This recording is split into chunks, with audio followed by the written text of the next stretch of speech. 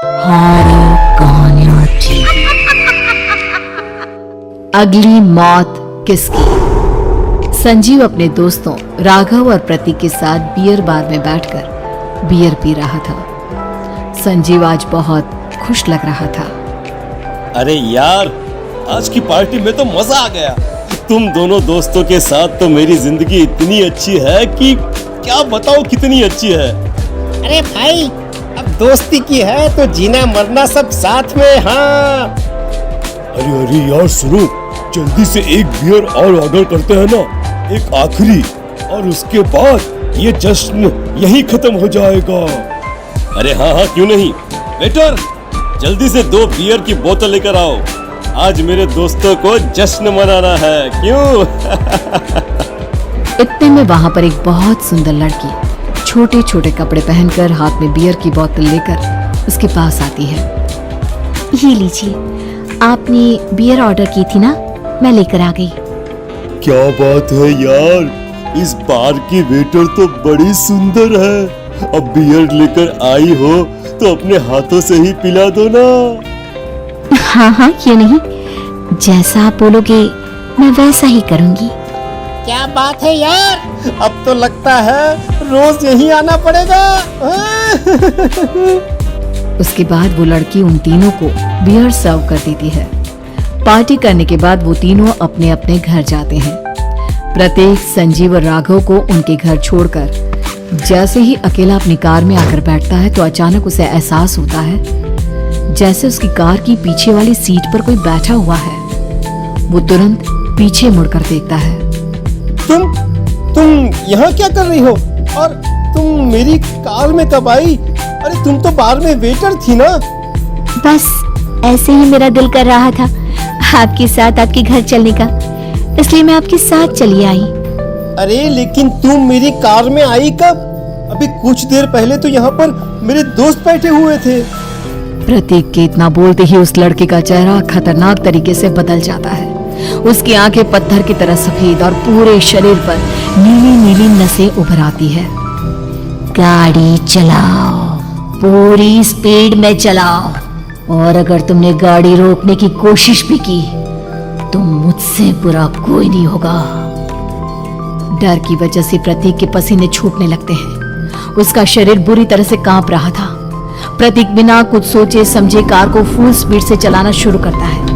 चलते चलते वो शहर से दूर एक पहाड़ी पर पहुंच जाता है और सामने अब सिर्फ पहाड़ी का किनारा दिख रहा है, जिसे देख प्रतीक घबराकर अचानक से कार को ब्रेक लगाता है। देखो देखो देखो देखो, मुझे छोड़ दो मुझे। अगर मैंने गाड़ी जरा सी भी आगे बढ़ाई तो हम दोनों नीचे गिरकर मर जाएंगे। ये तो तुम्हें पहले सोचना चाहिए था ना। अब कुछ नहीं हो सकता।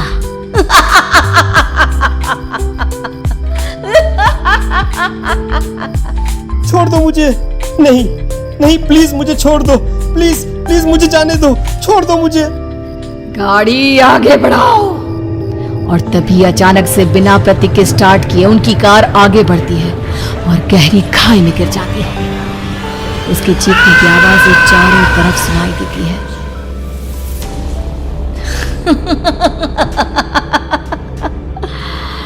तुझे मारकर मेरे कलेजे में जल रही आग को थोड़ी शांति तो मिल गई, लेकिन अभी ये कहानी खत्म नहीं हुई। और फिर अगले दिन राघव और संजय को पता चलता है कि प्रतीक की पहाड़ी से नीचे गिरकर मौत हो गई। अरे कल रात की तो बात है यार, हम सब बैठकर पार्टी कर रहे थे, लेकिन मेरी एक बात समझ में नहीं आ रही। राघव शहर से इतना बाहर उस पहाड़ी पर इतनी रात को क्या करने गया था? अरे यार, वही सोचकर तो मैं भी परेशान हूँ। हम दोनों को छोड़ने के बाद तो वो सीधा अपने घर जाने वाला था, और वो आत्महत्या क्यों करेगा भाई? कल रात तक वो कितना खुश था, हमारे साथ सेलिब्रेट कर रहा था। हाँ, लेकिन पुलिस ने तो यही कहा है कि प्रतीक ने अपनी कार को जानबूझकर पहाड़ी से नीचे गिरा दिया और आत्महत्या कर ली। अरे यार, संजीव मेरी तो कुछ भी समझ में नहीं आ रहा है। चल ठीक है, अब मैं अपने घर जाता हूँ। Okay bye. राघव अपने घर में अकेला था। दोपहर का वक्त था। तभी दरवाजे की घंटी बजी। कौन है? अरे 1 मिनट रुको, अभी आता हूँ। राघव ने जैसे ही दरवाजा खोला उसने देखा कि सामने एक बहुत खूबसूरत लड़की खड़ी हुई है। कौन है आप और यहाँ किससे मिलने आई है? देखिए ना, बाहर बारिश शुरू हो गई थी, मेरी गाड़ी खराब हो गई है। आपका घर नजर आया तो सोचा कुछ हेल्प ले लेती हूँ। क्यों नहीं, आइए ना, आइए आइए। मेरे कपड़े पूरे भीग चुके हैं, क्या आपके पास टॉवल मिलेगा प्लीज? राघव अपने बाथरूम से एक टॉवल लाकर उस लड़की को देता है। थैंक यू सो मच, अब मैं चलती हूँ। अरे इतनी क्या जल्दी है? आप चाहे तो बारिश रुकने तक यहाँ पर रुक सकती है। हाँ। लड़की ने पलटकर राघव की तरफ देखा।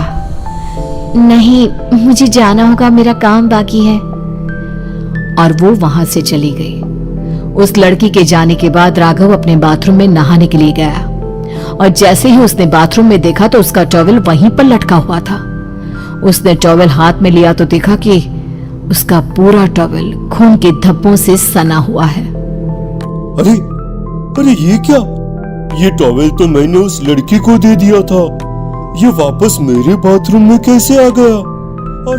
और इस पर ये खून के धब्बे कहां से आ गए? राघव ने आईने में देखा तो उसकी गर्दन पर एक बड़ा सा चाकू का कट लगा हुआ था जिससे खून बह रहा था, जिसे देख राघव के होश उड़ गए।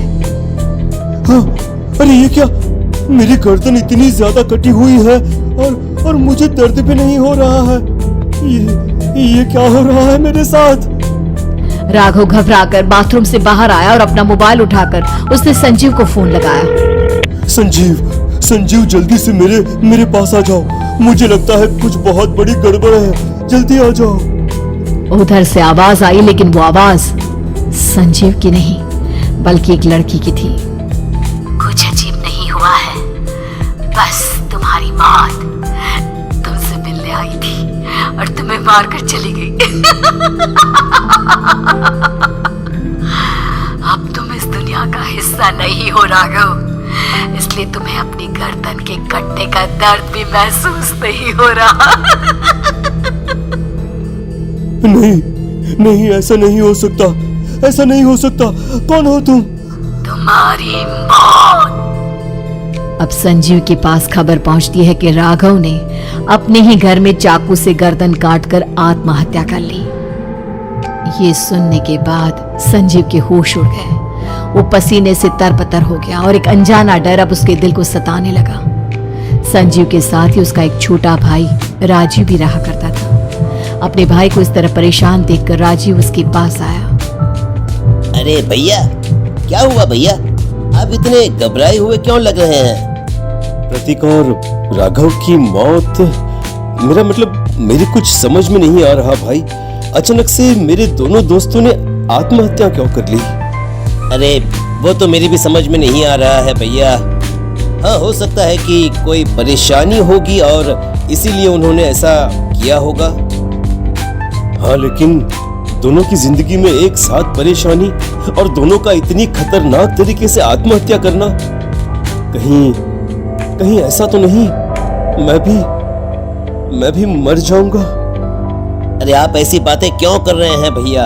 वैसे ही मैं इतना परेशान हूँ। जब से अंजलि ने मेरा साथ छोड़ा है तब से सब कुछ बहुत अजीब सा हो गया है। रोज रात को डरावने सपने आते हैं। ऐसा लगता है जैसे अंजलि बार बार मेरे सपनों में आकर मुझे डराने की कोशिश करती है।